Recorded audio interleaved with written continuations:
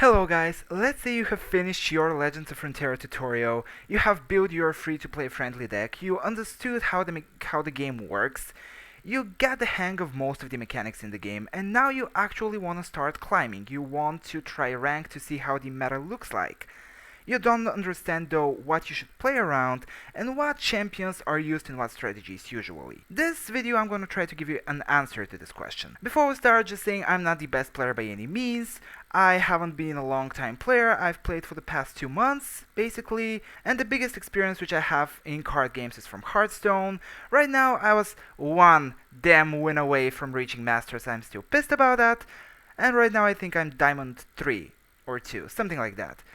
But yeah, I'm not the best player in the game by any means, but this doesn't mean that I can't give you some useful tips, some things which you can use to actually start playing in ranked, because it can be very frustrating. This is one of the hardest card games we have out there, and if you don't know what you're playing around, you can make a lot of misplays which you don't even understand are misplays. We're gonna go through all the regions. We're gonna first talk about the champions, and then we're gonna go through the different mana ranges. Then I'm gonna just mention the most important cards and obviously talk the most about these, which are used in almost every single deck with this region. First, we start with Demacia, and the first one here is Lucian. Lucian is almost exclusively used right now in ephemeral decks, with Hecarim using the best landmark in the game, which we're gonna talk about after like few minutes. The only other place I've ever seen Lucian being used is as an option in Mono Demacia if you don't have 3 copies of Garen, but overall if you see Lucian you should know it's a board based deck which is gonna try to kill you by summoning bunch of stuff and destroying you on board. Next one we have the bait of new players' existence, and that's Fiora. Fiora is the biggest punisher we have to unoptimized decks. She has an alternative win condition. If she kills 4 units by battle, she's just gonna win the game. In the metagame we have one incredible deck with Fiora, which is Fiora Shen, but outside that, in lower ranks there is a bunch of Fiora decks, simply because sometimes she can just win the game. Outside that, when you see Fiora, you know it's gonna be another board-based deck, which is actually gonna try to protect its units much more. Riposte, a card which we're gonna talk about, is almost always in Fiora decks. It's always in Fiora decks, not almost always, it's always there. And this is one of the few units which I can say should really influence your mulligamming. You should try to always search for an answer for Fiora as fast as you can, because again, if you don't have an answer, she's just gonna win the game. If you encounter Shyvana, you're one of the luckiest people I've known, because I have always seen Shyvana in expeditions. Dragon decks don't really work. If you see her, it's gonna be a board-based dragon deck, but again, dragon decks don't really work. Then we have Garen, and Garen is the face of Demacia decks. He's what Demacia is about. Demacia is the region with the highest amount of battle tricks, ways to force combat, ways to influence combat, but they don't have spell negation, spell shield, so they're very susceptible to, well, spells. Garen kind of suits that. This is obviously the reason why he's in Mono Demacia. His level up is basically again a win con, because yeah, striking twice is just not very hard to be accomplished in a Demacia deck. Again, when you see him, it's gonna be a board based deck. In higher ranks, the only type of Garen decks which you're gonna encounter are gonna be Demacia Targon decks, and that's kind of it. And they're not that prevalent in the game anymore. Then you have Quinn. Quinn is almost in one deck. Scouts, Quinn Misfortune, that's kind of it. I haven't ever seen her anywhere else. And last one, you have Lux. Lux is not very played right now in the metagame, but you can encounter her in certain Demacia Targon decks. But before, you could say that Lux was really changing the build. Nowadays, when I see Lux, it's basically the same variant as the Garen deck, just with Lux in it. It's not that much different. It's again board-based, despite the fact that it looks like she should support a spell-heavy deck. It's not. She just on-board-based deck, which, if she levels up and giving you a final spark, it can be very influential. Now we start with the 1 mana cards, and there's one quite important card here, and 2 which are there. Chain Vest and Radiant Strike are both rarely used. You use them only if you don't have the full set of the other cards. Basically, you can encounter it at the beginning of your climb, and that's gonna be it. Chain Vest used only in decks with very few amounts of units. That's almost all the time Fiora Targon decks. And Ranger's Resolve, the actual important card here, is used in a lot of board-based Demacia decks, especially at the beginning of your climb. Later on, this card is relegated to be a sometimes card in Scouts, but at the beginning, this card is a very viable option in Mono Demacia. If you don't have a Citri, if you don't have For the Fallen, you can just use this card, it's great. Then we go to 2 mana, and 2 mana is the golden mana range for Demacia. This is why Demacia deck is always trying to stay around 2 mana, because the best combat tricks they have are here. 2 combat tricks which are used almost in every single Demacia deck. Sharp Sight, single combat. Both these cards are incredible. Almost every single region has a 2 mana buff, 2 mana way to influence the combat. And single combat is just force a combat, and that's very strong in Demacia decks because it supports the Garen level up, the Fiora level up, because it allows you to pick up a wide board. And the other card which I want to mention here is going to be Purify. Again, a card which you use only if you don't have the full set of cards in different decks. It's one of the strongest cards which you consider, but you don't add to the deck, if that makes sense. For 3 mana, there are 2 big cards here. The first one, the Grand Plaza, the best landmark in the game, hands down.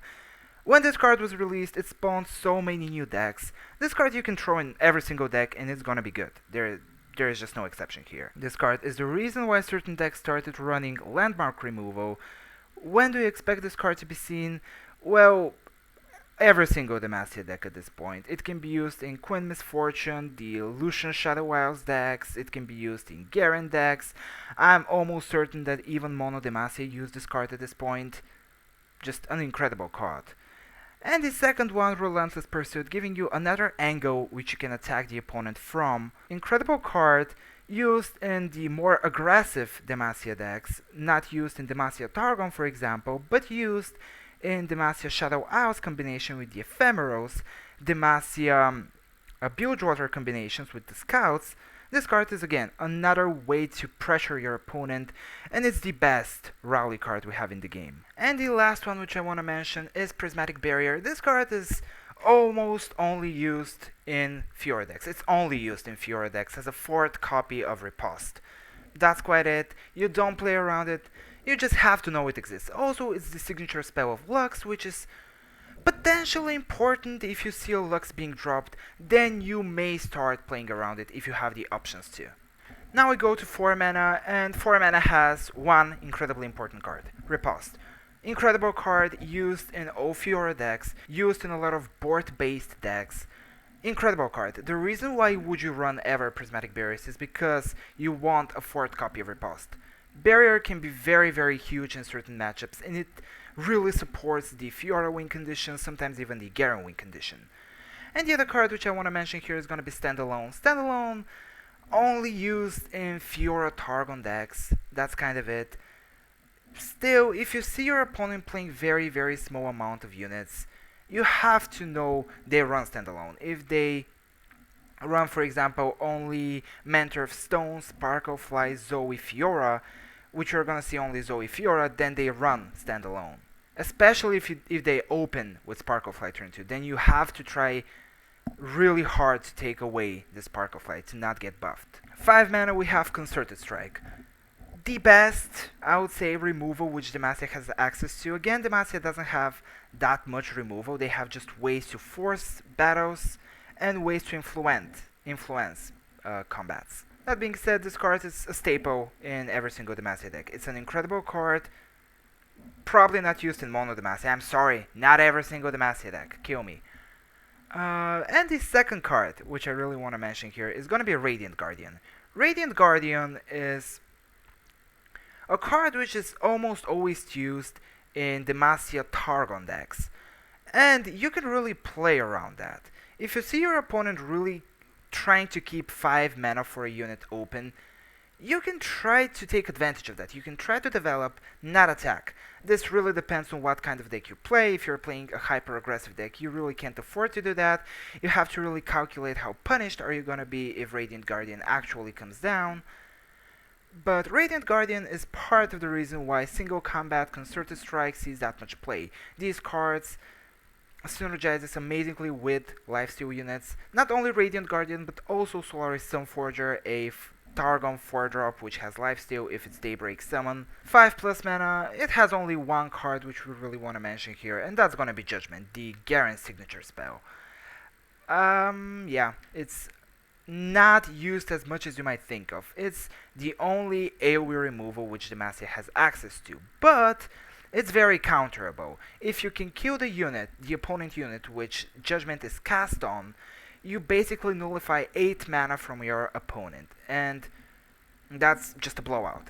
The same way though, Judgment actually resolving and killing your entire board is also a huge blowout. So this is a card which is not run all the time. It's sometimes ran in Mono Demacia. It's a lot more common in Targon Demacia decks. But if you see your opponent suspiciously trying to always keep 8 mana up when you have the attack token, you're playing around that. Now we continue with Shadow Isles, and Shadow Isles is one of the, for me, most interesting regions to play against because they have multiple angles they can attack you from. They have multiple different game strategies, very aggressive, very defensive, value based combined with the right regions, and also deep. Deep is like the big value punisher in the game right now. We're again starting with the champions, and Elise, Kalista, for me they both go the same. They're the faces of the aggressive Shadow Isles decks. If you see only Elise, it's gonna be Spider aggro. If you see only Kalista, it's gonna be a new popped up archetype which uses only Shadow Isles cards plus 3 copies of They Who Endure, a 7 mana Frail Earth drop which gets +1/+1 for every unit friendly unit which died this game.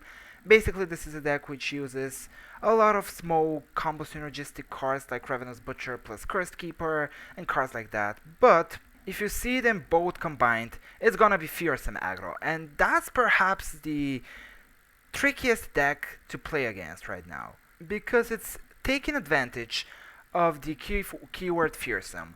And I'm not gonna go through all the fearsome cards, I'm just gonna say play around fearsome when you see Elise Kalista, or only Elise. How do you play around that? If your deck has 3 drops or 2 drops which have 3 attack or more, you keep them. You always keep them because that's your fearsome blocker.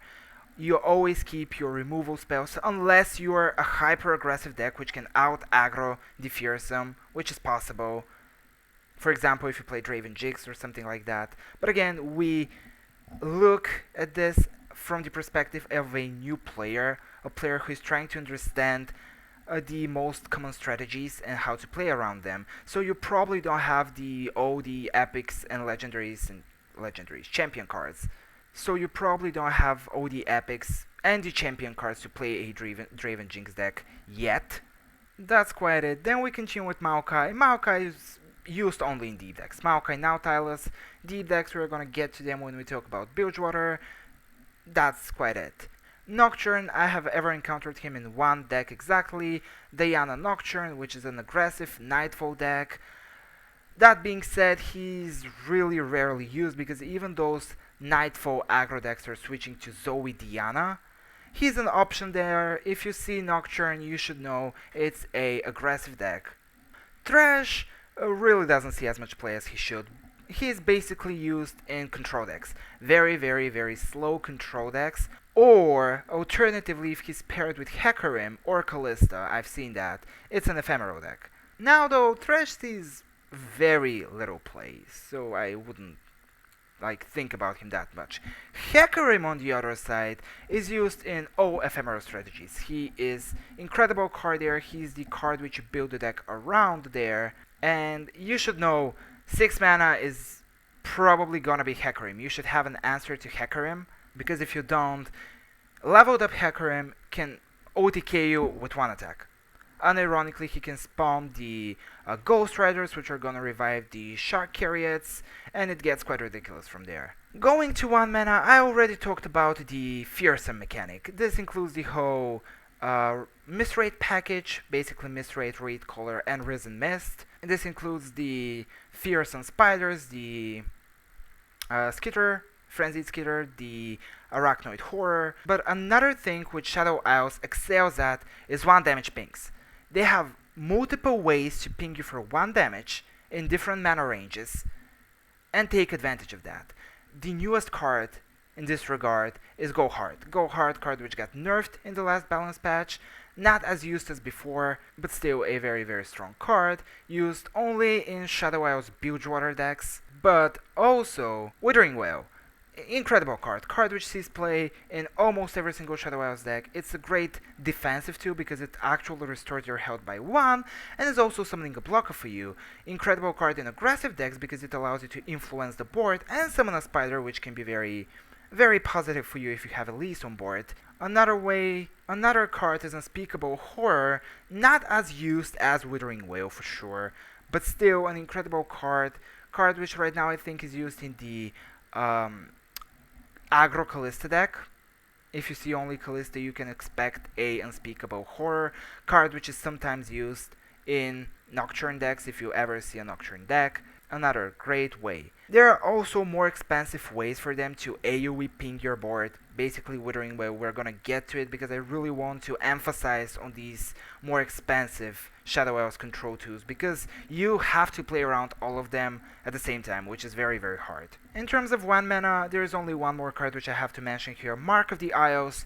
This card is only used in Fearsome aggro with Elise Kalista, though early on you can encounter these cards in different type of aggressive Shadow Isles decks, simply because your opponent won't have a fully optimized deck. And this card is one of the best cards which barely don't make it into the decks, because it's overall a great way to influence the battle. For 2 mana, Glimpse Beyond. Glimpse Beyond, incredible card used in every single Shadow Isles deck. And you also have Haunted Relic. Haunted Relic card which is used in Demacia Shadow Isles decks, which are basically ephemeral decks. If you see the Grand Plaza turn 3, you can expect this card to be dropped turn 4, or as a follow-up if your opponent is with the attack token when they drop the Grand Plaza. We go to 3 mana, and here there are 2 cards which I have to mention. Doom Beast, the more important one. Basically, Shadow Isles have access to 2 damage directly to your face all the time. Doom Beast is in every single Shadow Isles deck. Almost every single Shadow Isles deck. And the next one, Black Spear, very rarely seeing play. This is the signature spell of Kalista. If you see Kalista on board, then you can play around it if you have the option to. Overall, early on you can encounter this card simply because it's a good card, just not as good as others. And it just barely doesn't make it into decks. And Shadow Isles really excels at the cards which they have above 4 mana range. They have multiple removals, multiple ways to threaten your Nexus HP, and also multiple ways to revive their board. Well, one way to revive their board and put another layer of pressure. We'll start here with Crumble, card which is rarely seeing play, just wanna mention it real quick. Good card if you see a very very very aggressive deck which uses bunch of 1/1 tokens. This card is an option there. More important card though, Grasp of the Undying, used in every single slower deck. If you see a Nivea deck using only a Nivea, they're gonna use this card. If you see slow deck, for example Maokai, Nautilus, they're most likely gonna use this card. Next one, Withering Whale. Kind of similar, these cards are always battling each other, which one is the better. For me it's still Withering Whale. No matter what the meta is, there's always gonna be aggressive decks, and aggressive decks run bunch of 1 health stuff. Withering Whale can be a complete blowout sometimes. And again, the fact that it heals you for 3 is just the cherry on top. 6 mana, we continue with one of the best finishing cards in the game, Atrocity, used in again almost every single Shadow Isles decks, even in the aggressive ones, because Fearsome aggro, for example, have ways to buff Misrate's attack to very very high amounts. If they do that, Atrocity can be lethal. Slower decks tend to run very high HP cards. For example, Fiora Rush decks, which is Tryndamere, is a very slow deck, but it likes to summon 10/10 copies of champions in their decks. Not copies, they summon the champions and buff their stats to 10/10. Atrocity can be a complete blowout. How do you play around Atrocity is a good question. Again, similar to how you play around Judgment, you should seek to have a way to deal with the unit which Atrocity is casted on. 7 mana, one of the most commonly used cards in the game right now, Vengeance. Every Shadow Isles deck uses this. If it's not a hyper aggressive deck, they're gonna use this card. Just an amazing card. Nothing more I gotta add there. And then we get to 9 mana. Well, here it gets quite tricky. First of all, you have the Runation. Runation, complete board wipe, which you should always think about when you play around. When you play against Shadow Isles decks. Obviously, the slower decks are running this card, but if your opponent has 9 mana, you cannot freely develop. You should always have ways to redevelop if your board is getting, well, runated. Next one, the Harrowing. This is the card which allows the aggressive deck to put another layer of pressure. It's, again, 9 mana, which allows you to refill your board with Ephemeros, which means just a full attack. A full attack which can be deadly. And the last card, quite of an honorable mention, is Commander Ledros. This is an alternative win condition for slow, very, very, very slow decks.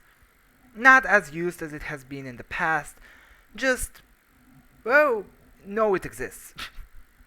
Now we get to Freylord, and Freylord doesn't have many things which you can play around. There are just things which you can be informed they exist. That's quite it. They don't have fast speed spells for some reason. The trickiness though of playing against Freylord is the fact that they have good tricks in all the mana ranges. We're gonna start with the champions again. Ashe is just used in mid-range decks, utilizing the Frostbite mechanic. That's quite it. Very annoying card to play against in my opinion. Braum, used in only Scrapeground decks which utilize the landmark Scrapeground. That's quite it. Trundle, used in Field Rush decks right now, card which we're gonna discuss when we get to the end of the Freylord section. Anivia, used in one of the slowest decks to ever grace the game, which is called Zombie Anivia, which is a Freylord Shadow Isles combination, which can resummon that damn bird over and over and over again, and I despise that deck. Then you go to Sejuani. Sejuani is used in a little bit more strategies than you might expect. Used in mid-range Overwhelm decks with Darius most of the time. Used in the mid-range Frostbite decks with Ashe and sometimes Riven. Used even in a quite new archetype with Teemo, which is Burn Freeze deck, again using the Frostbite mechanic to buy time though, not to influence battles, and trying to burn you through the Teemo Shrooms, which we're gonna get to when we get to Piltover and Zone. And last but not least, well, actually least, Tryndamere, used only in Field Rush, that's it. We go to 1 mana, Brittle Steel, absolutely very used card right now, just an incredible card overall. Frostbite, for those of you who don't know, is basically making your opponent attack, the unit attack, to go to 0. There is not that much counterplay which you can do to that. That's the issue here. You can silence your own stuff, you can buff it, and that's quite it. You have no other way to really interact with that mechanic. Elixir of Iron, used only in Teemo burn strategies, to a way to keep your Puffcat Peddler alive, a way to keep your Teemo alive. For 2 mana you have only 1 card, but it's absolutely the best battle trick Freylord has access to, and that's Trollchant. Trollchant, well, you can read it. It's the only, I think, 2 mana card which can influence 2 battles at the same time. It's just a great card used in every single Freylord deck. It's used in every single one of them. 3 mana, again only 1 card, but it's quite influential one. Flash Freeze, the Ashe signature spell. Well, again, I don't know what can you do against that. Your deck either has access to silencing and stuff, and buffs, or you don't. You either play Targon or you don't. There's not that much which you can do here. 4 mana, again 1 important card, then 1 honorable mention. Avalanche, used in every single slow Freylord deck, used in the Trundle Tryndamere deck, used in Anivia. It's gonna be used early on against you because this is just a great card. It can blow out aggressive decks completely. Just try to play around it as much as you can. And the other card is Fury of the North, the Sejuani's signature spell if I'm not mistaken. It's a fine card. You can see it especially early on when your opponents don't have full collection. 5 mana, again, just one card. Catalyst of Aeons, absolute staple in control decks. Again, only the Zombie Anivia deck, the Tryndamere deck, and that's quite it. I don't think this is even going to be used early on against you because it's not a great card if you don't have the full collection of cards to make the deck to really take advantage of the extra mana. Oh, 6 mana, again 1 card, wow, Harsh Winds, just incredible card. Used in every single mid-range deck, used in control decks. It can influence battle, it can buy you time. 8 mana and above, you have Battle Fury, card which is rarely used. You can encounter this card. If there is a Riven deck with Freylord, you can see this card, but it's very rare. It's the signature spell of Tryndamere, no one gives a damn about that. And the other card is Field Rush. Field Rush, the card which creates the Tryndamere deck. Just know it exists. That's the reason why this deck plays slow, because they want to play this card. If you play a Ionia deck, though, you can deny that spell and just completely crush them. We get to Ionia, and, well, Ionia is the least played region in the game right now, and there's a reason for it. The champions are not very good, the units are kind of meh, the recall mechanic sucks, the enlighten mechanic is way too slow. Yeah, you have basically Deny and Opify, but let's go through the champions. Lulu is gonna be a support decks don't really work. Zed, it's gonna be a support decks don't really work. Shen, it's gonna be a Fiora Shen deck or it's gonna be a throw deck. Doesn't really work. Yasuo decks are incredibly inconsistent. If they don't draw their Yasuo, they really can't do anything. Though I'm gonna mention some cards which are in these decks, for example Steel Tempest, not used in other decks, just in Yasuo decks, and that's kind of it. Sometimes Mina Swiftfoot, the 9 mana drop. Fine card, just nothing special, nothing broken. The 2 champions though worth mentioning here, Lee Sin, the daddy of combo decks in this game. Right now used mostly with Zoe, that's the go-to deck right now, tier 1 deck. If you see Lee Sin though, you should expect your opponent plays bunch of spells, bunch of buff spells, and you should always think about 5 mana Lee Sin. Can you destroy that immediately? And the second one, which is quite interesting and important, Karma. Well, Karma is just a great value generator. Nowadays, she doesn't see that much play. There is a Zoe Karma deck, which is fine. There is... well, that's it, if I'm not mistaken. Before there was a spooky Karma deck with Thresh, which, again, that was a very, very slow value generating deck.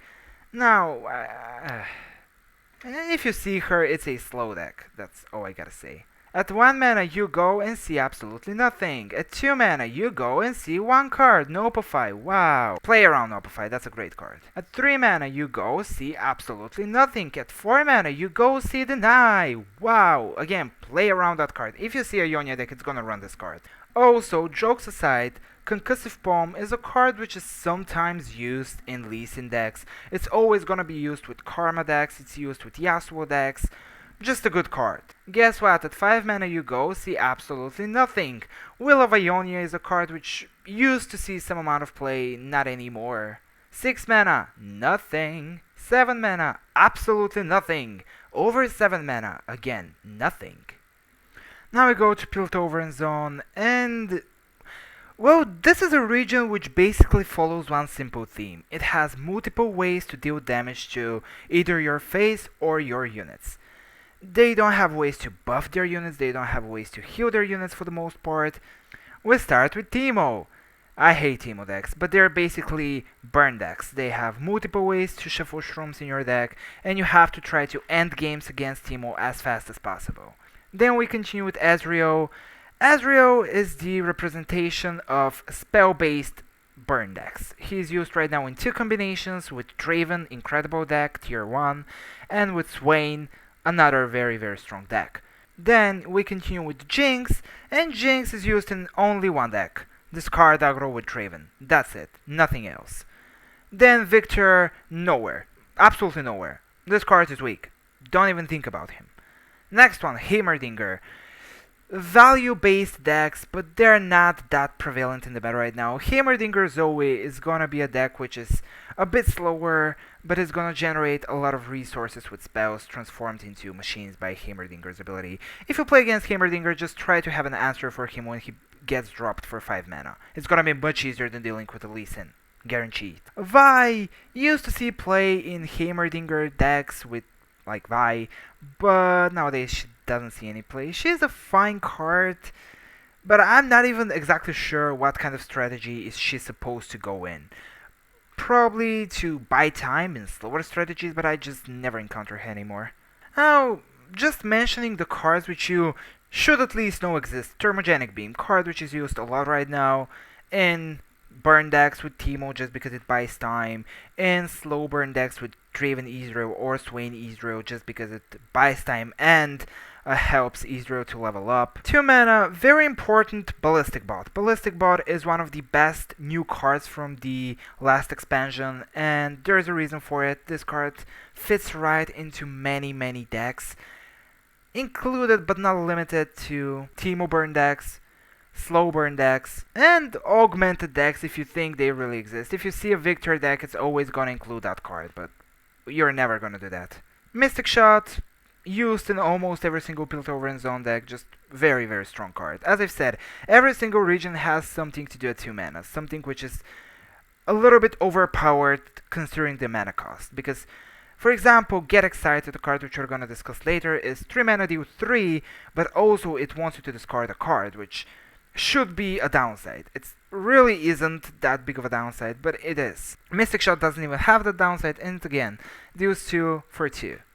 Talking about Get Excited, used in discard aggro options, sometimes used in slow burn, especially early on when people don't have full collections, they're gonna use that card. It's a very good card.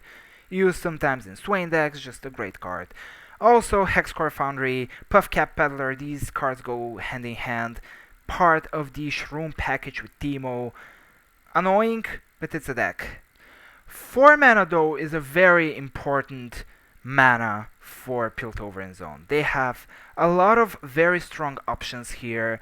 We're gonna start with a bit of a honorable mention one, which is Aftershock. Just know Piltover and Zone have access to 4 mana landmark removal. This card is mostly used in Teemo decks and or very aggressive decks. For example, Pirate Aggro, which is a Misfortune Gangplank deck, which we're gonna get to, they like to use this card. Gotcha is another card which recently started seeing much more play, mostly in Twisted Fate decks. Just a great option. Static Shock, almost all the time used in Draven Ezreal decks. That's kind of it. I don't think it fits anywhere else. It's not as strong as you may think, but cycling through the deck is very important for Draven Ezreal decks. And the last two, the more important one, Tribeam Improbulator, this card, is the reason why Draven Ezreal is a strong deck. Outside that though, it doesn't go anywhere else. And the other one is Suit Up. This card is again gonna go in the same way with Gotcha, Twisted Fate decks. That's it. If you don't count Go Hard. Go Hard is a completely different story. Twisted Fate, Elise, Gangplank decks, that's a completely different deck. It doesn't use this card. It has multiple stronger options. This card is an exception. All other Twisted Fate decks outside Twisted Fate, Elise, Gangplank. Or Twisted Fate Gangplank, depends on the version. Bilgewater! Oh my god, this video is gonna go for an hour, isn't it? I thought I'm gonna be ready for like half an hour. Ugh. My god. Whatever, we continue. Fizz. Well, used in aggressive decks with Twisted Fate. It's the representator of elusive aggro decks out there right now. Misfortune, absolutely ridiculously broken card, sees play in aggressive decks with Gangplank, in Scout decks, which is a board-based deck with Quinn, and she probably will be dropped just as an incredible 3-drop in random decks which you encounter. Tahm Kench seeing play in only one deck, Soraka. That's it, nowhere else. Soraka Tahm Kench, incredibly frustrating deck to play against, but it's a very effective one. Now, Twisted Fate, I wanna emphasize again. Twisted Fate, Elise, and Gangplank deck is a Go Hard deck, which is a combination of Bilgewater and Shadow Isles. It doesn't run Gotcha, Suit Up, all these mimicky cards, no. It runs completely different. It has a completely different strategy with Runation, with Vengeance, with Go Hard. It's annoying deck, but yeah, these are different decks. Just wanted to say that. Twisted Fate outside the Go Hard deck is used with Fist most of the time as a elusive aggressive deck. Gangplank! Well, used in aggressive decks, used in Go Hard, just an incredible card. And last but not least, well, considering the huge competition he has, it's actually last and least, I think. With Tahm Kench, maybe they're equal. Nautilus used only in the decks, combined with Maokai. There's nowhere else where you're gonna include this guy. Now going through the cards here. Warning Shot, cheap activator for Plunder decks, again, mostly Twisted Fate decks. Parlay, just want to mention that, just mentioning it, it rarely sees play. It's the signature spell of Gangplank though, and summoning Gangplank followed by Parlay is actually a very strong combo which can deal with a lot of stuff and pressure your health, which is very strong combo. The more I look at this card, the more I realize that Bilgewater power comes from units, not from spells. Bilgewater is one of the strongest regions in the game right now, but in terms of spells and reactivity, it's definitely not on the top. Next card which we're gonna look at is gonna be Make It Rain, card which used to see more play back then. Nowadays it's just Misfortune's signature spell, and that's kind of it. Used here and there, it's a cheap option. It can be used early on against you because it's a decent card. Citrus Courier, yeah, we directly skipped to 6 mana apparently, because there's literally nothing else except just strong units in between. Probably the second best rally card if we don't count Lucian. After Relentless Pursuit, he's fine, used in the elusive aggro decks sometimes. He's fine, just fine. What is more important here is gonna be Wiggly Burblefish. This card is absolutely the face of aggressive elusive decks right now. A huge reason why Twisted Fate Fist even became a deck. It's an option even in Go Hard decks. It's gonna be used against you. It's just a great card. Okay, we continue with Noxus. So we start with probably the second most played champion card in the entire game, and that's Draven. Used in so many competitively viable decks right now. Draven Ezreal, Draven Zoe, Draven Ezreal, Draven Swain, Draven Darius, and there are probably much more which I'm forgetting right now. He is not a win condition on his own, but he's such a strong 3-drop. And also, cards like Draven Biggest Fan make him so consistent that when you see a Draven deck, you have to expect the turn 3 Draven being dropped. Then Katarina is absolutely on the polarized side of things. She sees almost no play. If she ever sees play, she's a one-off in decks. And Relentless Pursuit is just a better card in my opinion. Then Riven. And Riven is a fine card. She has one big issue that Draven is also in the same region, in the same mana cost with her. The Reforge mechanic is not very strong. So she sees no play almost. She's an option in the mid-range Frailer decks with Sejuani, and that's quite it. If you see her though, expect Runeweaver 2 mana 3/1 Reforge, and more importantly Weapon Hilt, a burst 2 mana spell which gives +2 attack and also is reforging. That's quite it. Much more importantly, Swain. Swain started seeing much more play recently. Swain Ezreal, absolutely deck. Not top tier, but a very strong deck.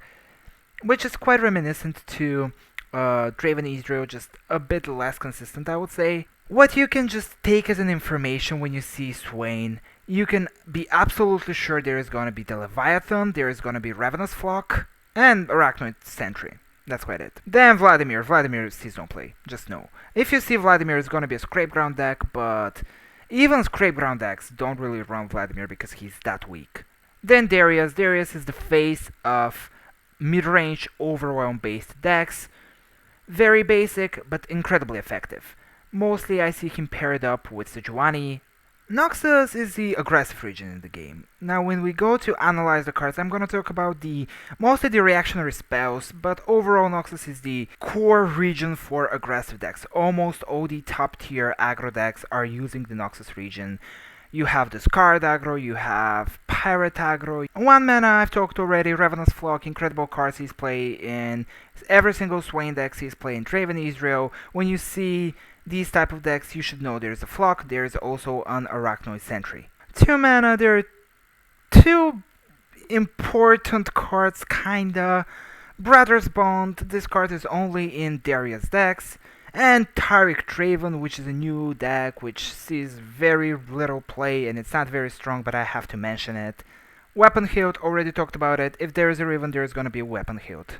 I mean, even the Freylord deck don't run Weapon Hilt, so this card is gonna be if there is a Riven-centered deck, which isn't Freylord Noxus. It's not gonna see play. Come on, it's not seeing play. 3 mana though is absolutely the mana range where Noxus excels at. It has multiple tricks, especially because Noxus Piltover and Zone is such a popular combination right now.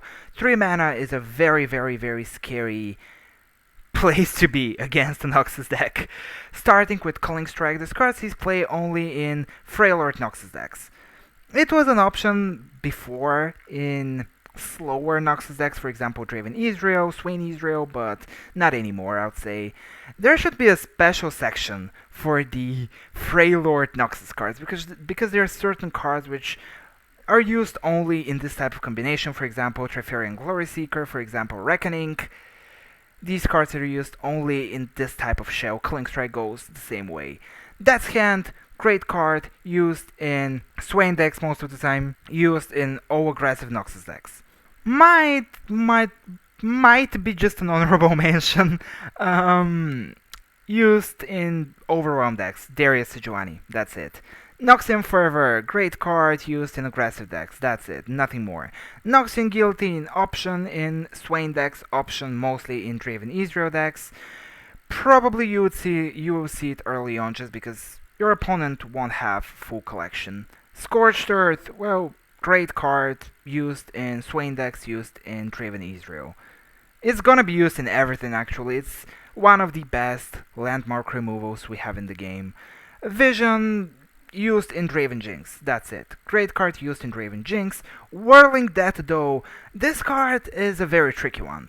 It doesn't see as much play as its power level indicates or is trying to indicate. This card sees very little play in the top tier decks. In tier 1, I don't think there is a deck which uses this card. But tier 2 decks, which are almost all the time on board, are using this card. Also, this is the signature spell of Draven, and if your opponent has 2 copies of Draven, they summon the Draven, you should start playing around the Whirling Death, because this card can be very, very influential. It's like a mini Judgment. And the same way Judgment was counterable and incredibly important to be countered, same goes for Whirling Death. 5 mana, Decimate used in hyper, giga, mega, duper, hooper, fooper, schmooper aggressive decks, which is basically Pirate aggro and sometimes Zoe Draven. Decisive Maneuver, the other option for a bit slower aggressive decks or mid-range decks. Fine card, used in Darius Sejuani sometimes, used in Draven Darius when that was a deck. I'm not sure is it anymore, I rarely encounter it like once every blue moon, but this card was a staple there, it's a good card. Survival Skills, another card which goes squarely into this card aggro package, though this card is not a staple there. Still, I think that the survival skill path is better, it's more viable. But well, it's not an ode to this card aggro deck, so I just mention it. Think about it, if your opponent is playing aggressively with your strongest unit, there's a high chance they have survival skills. 6 mana Reckoning, Frostbite Noxus, Freylord Noxus, all the time, incredible card, win con for these decks. And last but definitely not least, Captain Farron, the big daddy of the spell-based burn strategies with Noxus, card which is an absolute staple in Draven Ezreal, in Swain Ezreal. This card sees play even in a bit slower decks, for example the Freylord mid-range decks like to use this card as one copy of this card is almost all the time in Sejuani Darius. Just an incredible card which will most likely be nerfed in the future, but until that point, this is an incredible card. And last but definitely not least, the Targon region. And before we start, Targon is the best region in the game right now, hands down. But yes, it has a lot of ways to buff units, a lot of ways to influence combats, but All their tricks are going in the same mana range. 2 mana and 4 mana are by far the most important thresholds for a Targon deck. So, yes, I'm gonna mention a lot of cards here for sure, but it's not as difficult to play against Targon as it may look initially, with some exceptions like Hush. Starting with the champions against Zoe, the best champion in the game, hands down, used in so many decks. If you see Zoe, you're searching for a early game answer for her, some way for you to deal 1 damage to that annoying kid. She can scale completely out of control. She can win games incredibly easy when she levels up. Used in like so many decks, and even if they're not top tier optimized decks, she's just an incredibly huge threat to you. Diana used only in Nightfall aggro, nowhere else. Soraka used only in Soraka Tahm Kench, nowhere else. Leona used to see much more play back then. Nowadays there's only a Leona Zoe deck, and that's quite it. And it's not a very strong deck.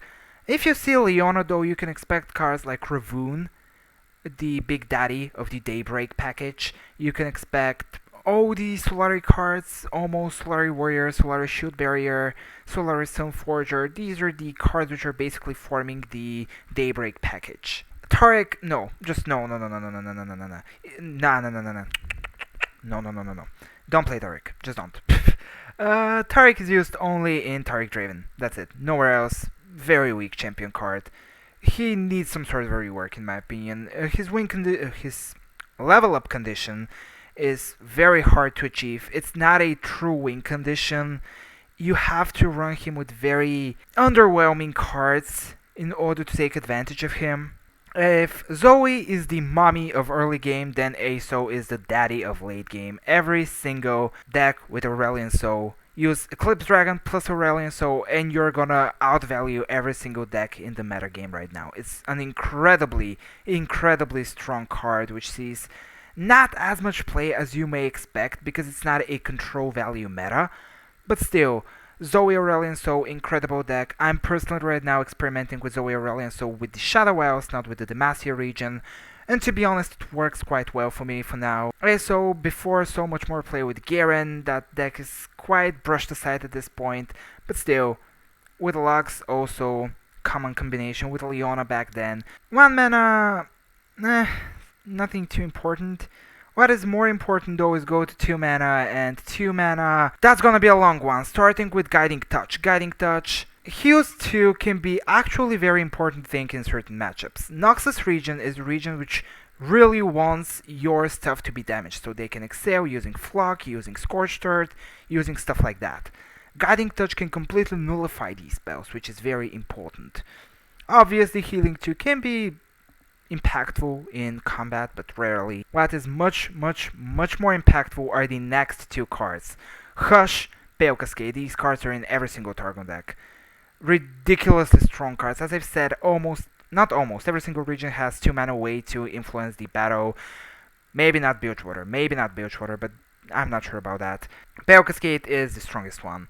Drawing a card is obviously ridiculously good. Giving your unit +2/+1 is not as strong as a Troll Chant, for example, but it's still strong enough to influence the combat. Hush, ridiculous card which can stop complete win conditions from happening. The biggest reason why cards like Fizz stop seeing so much play because Hush exists. I mean, not so much play. Fizz has never been like a very popular card, but right now he's used in only one, not even top tier deck. Sparklefly, the bait. Just this card is annoying. This card is used in Lee Sin Zoe, in Fiora Zoe. Overall, if you see that little butterfly, you're in trouble. She's gonna get buffed. She's gonna provide constant healing every single round, and you have to find a way to deal with it. Star's Camp, just wanted to mention, be prepared for the 0 mana 2/2. Just be prepared for it. It can be surprisingly influential in certain matchups. Sublast Vigor, more of an honorable mention, used in the same decks which you're gonna find Sparklefly in, just another layer of protection for these units. And now we go to 4 mana, and 4 mana is the second very important mana range for the Targon decks. Starting with Bastion. Bastion, Another layer of protection for Zoe Lee Sin, for Zoe Fiora. Incredible card. Continuing with Astro Protection, this card is used only in Soraka Tomkenge decks. That's it. Nowhere else. Just wanted to mention it because it's such an important card for this deck. It really can't function without it. And again, even if you encounter early on a Fiora Zoe deck, a Lee Sin Zoe deck, there is a huge chance that it's not going to be fully optimized. And this is one of the strongest cards which isn't in the deck. Because healing, giving your ally plus 4 HP is just strong. Your unit is going to become even tougher to deal with, especially because almost all the time, not almost all the time, Lee Sin Zoe is obviously a Targon Ionia combination, which means deny Nopify. Why did we say Ionia / deny Nopify region? Nothing else. And after that, well, yeah, that's it. 2 and 4 mana are the very, very, very important mana ranges for Targon decks. After that, 5 mana Blessing of Targon, used only in Fiora Zoe, option in Lee Sin Zoe, if it's not fully optimized deck. Moonlight Affliction, you can see it only in Nightfall aggro, in Diana Nocturne or Diana Zoe decks. And it's a possibility in Draven Zoe decks. That's quite it. What is much more important for 5 mana is Star Shaping. Star Shaping, maybe the best healing card, healing spell at least, in the entire game. Every single Targon deck uses this card. It's ridiculously efficient for the mana cost. And last two, they're quite honorable mentions, Eclipse Dragon and Sky's Descent. If there is an Aurelion Soul, there is going to be an Eclipse Dragon. Sky's Descent is almost never ran as a normal card, but it's the signature spell of Aurelion Soul, and quite frequently you can be in a situation where your opponent is having 2 copies of Aurelion Soul in their hand, because at the end of the day it's going to be very late game when they're going to be able to drop their ASO if they haven't pre-committed an Eclipse Dragon for it. So there is a surprisingly high chance for your opponent to have a Sky's Descent following the Aurelion Soul turn. So that was it, guys. Thank you for watching the whole thing. I'm quite new to YouTube, that's probably very obvious.